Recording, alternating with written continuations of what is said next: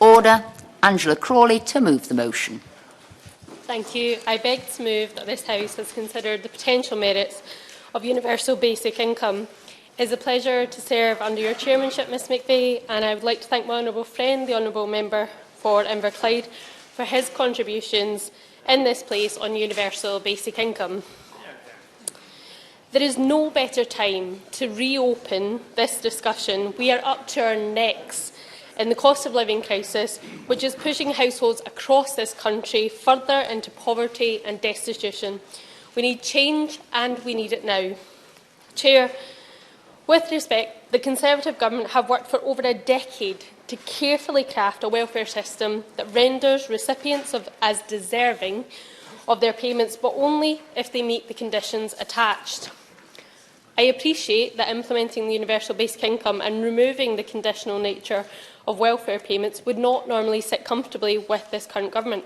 However, it seems that the Conservative Party have had a change of heart. In fact, last Monday, the Treasury Select Committee, when questioned on the nature of universal energy bill discounts, which will see one-third of homes around £1,200 better off, the Chancellor said, there will be some people who don't need that help. That is unfortunately the consequence of having to do policy in practical terms.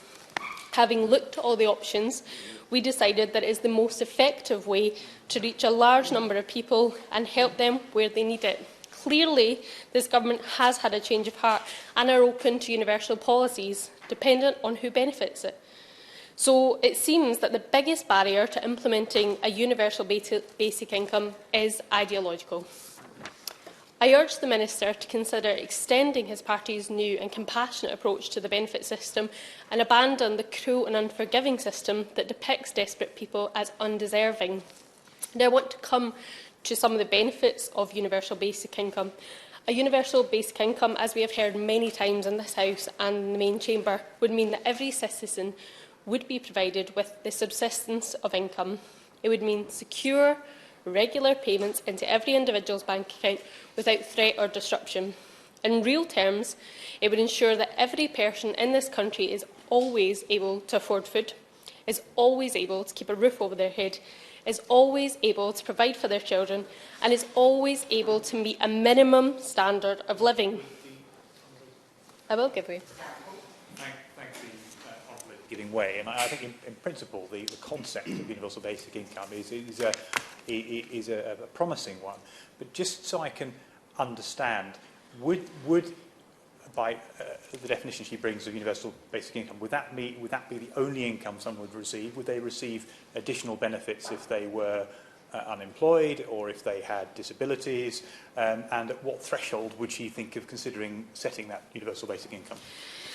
I thank the Honourable Member for addressing that point. To be clear, we already have a system that recognises that individuals will need a tailored system that suits their needs. So those who have disabilities will need additional support. Those who need additional support for family requirements will have that support. So we have a system that already addresses that. So I don't feel that I need to replicate that when it already exists. The simple fact is, acknowledging that every single person has the right not to be destitute is a basic fundamental tenet, and I find it uncomfortable that anyone in this place would consider that a radical motivation. A recent study by the University of York found that the universal basic income would cut poverty by more than a half, bringing it up to the lowest level for 60 years. It would cut child poverty, pensioner poverty by more than a half, working age poverty by a quarter, and it would be a driver for economic equality. Further research has shown that it would stimulate local economic growth, and introducing a universal basic income would allow us to properly incentivise people into work and move away from the current focus on cruelly sanctioning those who are desperate. Instead of pushing people into precarious forms of employment and pretending that work programmes are actually working, a universal basic income would provide financial security. It would enable everyone to pursue employment that is most suitable for their lifestyles, hopes and ambitions, and it would allow everyone to engage in socially and personally productive activities like community or voluntary work, caregiving or entrepreneurial or creative activities. Chair, The Scottish Government has been exploring the feasibility of introducing a universal basic income, but it found that it was impossible under the devolved settlement. Now, with independence, the Scottish Government could be ambitious and could look to a future where we could ensure that every citizen in Scotland had the support that it needs. But instead, we don't have those powers yet, and without independence, we will not have them. Instead, it has commissioned research into a minimum income guarantee which would transform Scotland's fight against poverty. Instead of leaving those at the mercy of a universal credit sanctions, it would at least guarantee that they do not drop below the poverty line. One of the Government's core contentions when this was last brought to the House was the expense of setting up such a system. However, the UK Government already has the technology to implement a minimum income guarantee. We already have the tapers in place for a universal credit system, which has markers to ensure that those who need additional funds will get them, to answer the Honourable Member's question. And universal credit was supposed to streamline and simplify the welfare system. Instead, it has led to this Government ploughing excessive funds and resources into empty work programmes, processing sanctions and a target-driven job centre workforce unable to help those most at risk of poverty. If this Government wishes to cut 90,000 civil service staff and expects to keep this very complex welfare system running, it has another thing coming. Chair, I would therefore ask the Minister to read through the numerous studies that have shown that the benefits of introducing a universal basic income do work, and keep a close eye on the Scottish Government's work on the minimum income guarantee, and then explain how the flawed and damaging universal credit system is in any way an adequate system by comparison. This country is in crisis, and as the cost of living crisis continues, we cannot ignore the worsening mental health crisis.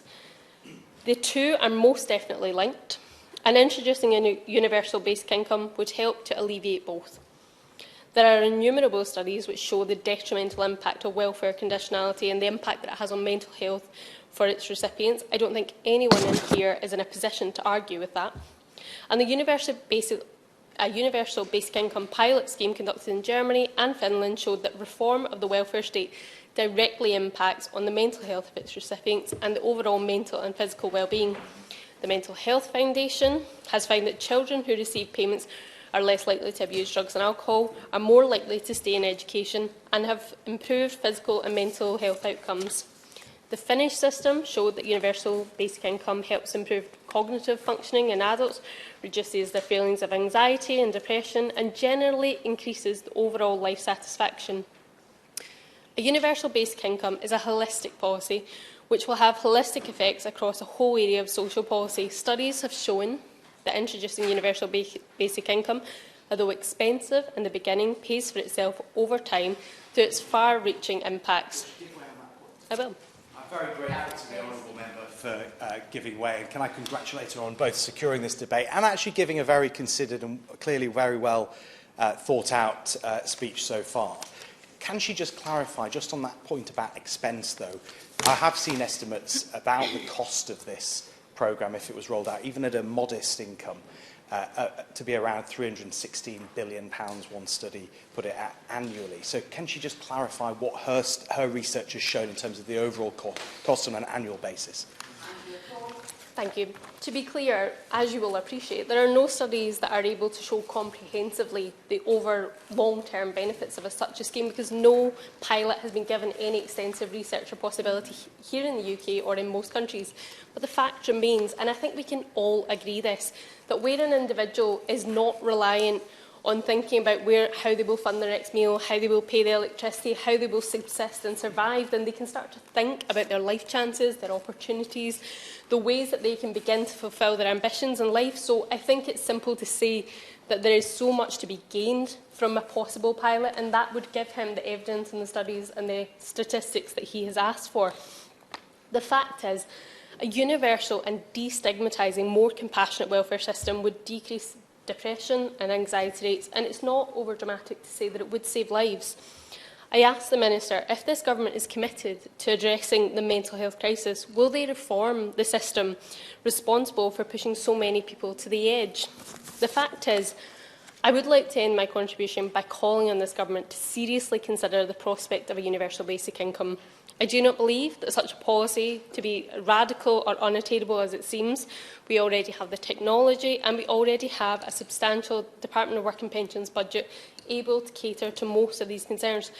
But it is wasted on empty work programmes, on processing sanctions which scar people mentally and financially, and is leaving those most at risk of life in poverty abandoned. A universal basic income represents a fairer system, and I encourage the Minister to consider establishing a pilot scheme through his department and speak to the results rather than the rhetoric. I really think that the biggest issue we have here is cutting through the damaging Tory ideology that you have to work for your basic human rights. I urge the Minister to rethink his government's approach and to seriously consider a pilot of a universal basic income.